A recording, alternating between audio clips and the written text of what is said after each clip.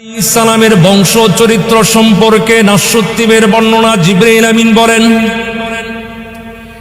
আমি পৃথিবীর উত্তর মেরু থেকে দক্ষিণ মেরু, পূর্ব প্রান্ত হতে পশ্চিম প্রান্ত পর্যন্ত ভ্রমণ করেছি।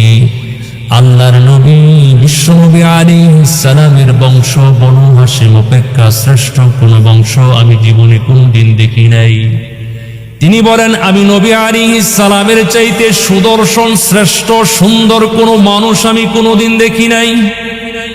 নবী আলাইহিস সালামের বংশ পরম্পরা সম্পর্কে নবী আলাইহিস সালাম নিজেই তিরমিজি শরীফের হাদিসে বর্ণনা করেছেন। নবী আলাইহিস সালাম বলেছেন, আমি মুহাম্মদ ইবনে আব্দুল্লাহ আব্দুল মুত্তালিবের নাতি মুহাম্মদ।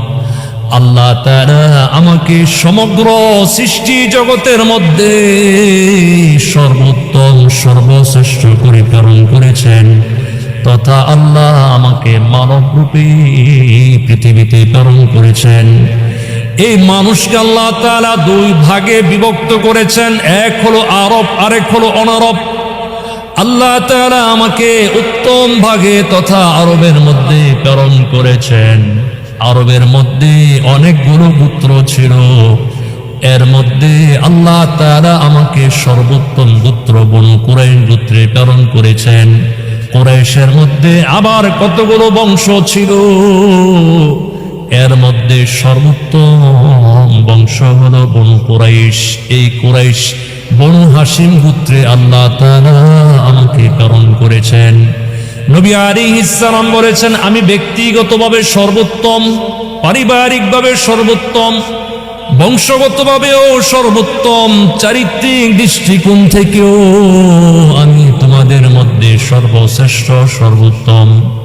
আল্লাহর নবী আলাইহিস সালাম আরো বলেন, আল্লাহ তাআলা ইসমাঈল আলাইহিস সালামের সন্তানদের থেকে কেনানাকে নির্বাচন করেছেন, কেনানা থেকে বনু কুরাইশ গোত্র নির্বাচন করেছেন, কুরাইশ থেকে আল্লাহ তাআলা বনু হাশিম গোত্রকে নির্বাচন করেছেন, আর বনু হাশিম গোত্র থেকে আল্লাহ তাআলা গোটা মানব জাতির জন্য আমাকে আল্লাহ নির্বাচন করেছেন।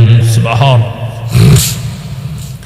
আল্লাহর হাবিব বুখারীর বর্ণনায় বলেছেন, আনা সামরাতু দুআউ আবিকুম ইব্রাহিম আলাইহিস সালাম, আমি তোমাদের পিতা ইব্রাহিম আলাইহিস সালামের দোয়ার ফসল। ইব্রাহিম আলাইহিস সালাম এবং তৎপুত্র ইসমাঈল আলাইহিস সালাম খানে কাবা বাইতুল্লাহ নির্মাণ করার পর বাইতুল্লাহর সাথে হারান দিয়ে দোয়া করেছেন, রব্বানা ওয়াবআস ফীহিম রাসূলাম মিনহুম ইয়াতলু আলাইহিম আয়াতিক ويعلمهم الكتاب والحكمة ويزكيهم إنك أنت العزيز الحكيم। ইব্রাহিম আলাইহিস সালাম দোয়া করেছেন, হে আল্লাহ, আপনি তাদের মধ্য থেকে তাদের জন্য এমন একজন রাসূল প্রেরণ করুন, যিনি তাদের কাছে আপনার আয়াতসমূহ তেলাওয়াত করবেন, তাদেরকে আপনার কোরআন এবং হাদিস শিক্ষা দিবেন, তাদেরকে বাহ্যিক এবং আভ্যন্তরীণ নাপাকি থেকে পরিশুদ্ধ করবেন। নবী আলাইহিস সালাম বলেন, আমি আমার ভাই ঈসা আলাইহিস সালামের খুশখবরি শুভ সংবাদ। ঈসা আলাইহিস সালাম আল্লাহর নবী পৃথিবীতে আগমন করার প্রায় 600 বছর পূর্বে তিনি ভবিষ্যৎবাণী করেছেন, প্রেডিকশন প্রদান করেছেন। ঈসা আলাইহিস সালাম তিনি তার কওমকে বলেছেন, ইয়া বনি ইসরাঈল ইন্নী রাসূলুল্লাহি ইলাইকুম। ঈসা আলাইহিস সালাম তিনি তার কওমকে বলেছেন, হে আমার সম্প্রদায়, আমি তোমাদের প্রতি আল্লাহ তাআলার পক্ষ থেকে রাসূল হিসেবে আগমন করেছি, এবং আমি আমার পূর্ববর্তী গ্রন্থ তাওরাতের সত্যায়নকারী। আমি এমন একজন রাসূলের শুভ সংবাদ দানকারী, যে নবী আমার পরে পৃথিবীতে আগমন করবেন। সুবহানাল্লাহ। নবীজি সাল্লাল্লাহু আলাইহি ওয়াসাল্লাম সোমবার দিন তিনি পৃথিবীতে জন্মলাভ করেছেন। জন্মের দিন নিয়ে কোনো ইখতিলাফ নাই, কিন্তু জন্ম তারিখ সম্পর্কে যথেষ্ট বিস্তর মতভেদ রয়েছে।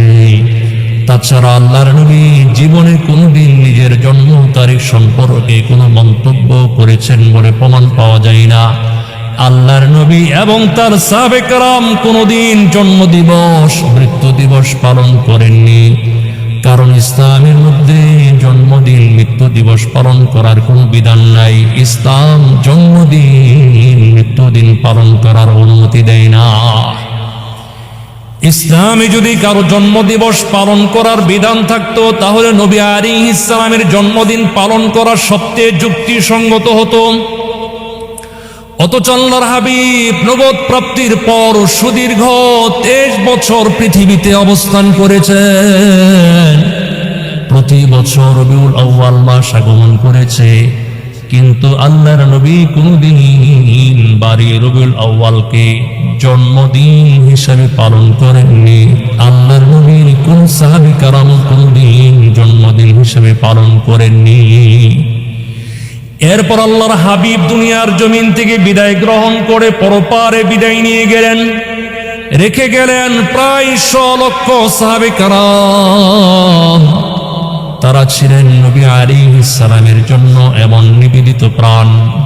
আল্লাহর নবীর কথাই যে কোনো সময় যে কোনো মুহূর্তে তারা জান মাল অর্থ সম্পদ কুরবান করার জন্য সদা সর্বদাই প্রস্তুত থাকতেন। তারা ছিলেন সত্যিকার অর্থে আশিক রাসূল, তারা ছিলেন নবী আলাইহিস সালামের খাঁটি প্রেমিক।